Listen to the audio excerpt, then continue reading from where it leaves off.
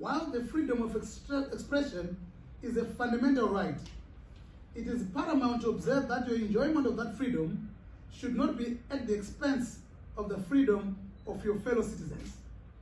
Section 86, subsection 1 of the Constitution of Zimbabwe provides that the fundamental rights and freedoms set out in this chapter must be exercised reasonably and with due regard for the rights and freedom of other persons, unquote.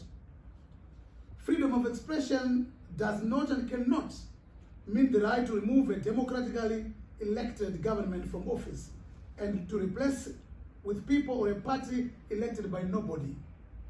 Historically, the opposition has never held any peaceful demonstrations.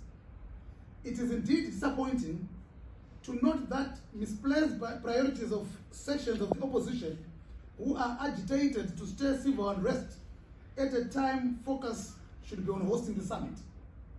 The timing of the push for demonstrations is not surprising. It has historical footprints. We have always witnessed the penchant to mobilize for demonstrations around regional and international events. This SADC Summit was therefore not going to be an exception. It is clear that the organizers seek to provoke a heavy-handed response from government, which they assume would attract global attention and put Zimbabwe on the spotlight.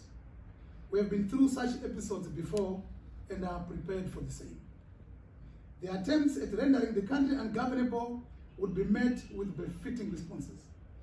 Let those seeking to create an atmosphere of despondency among peace-loving citizens be warned that such antics will not be tolerated.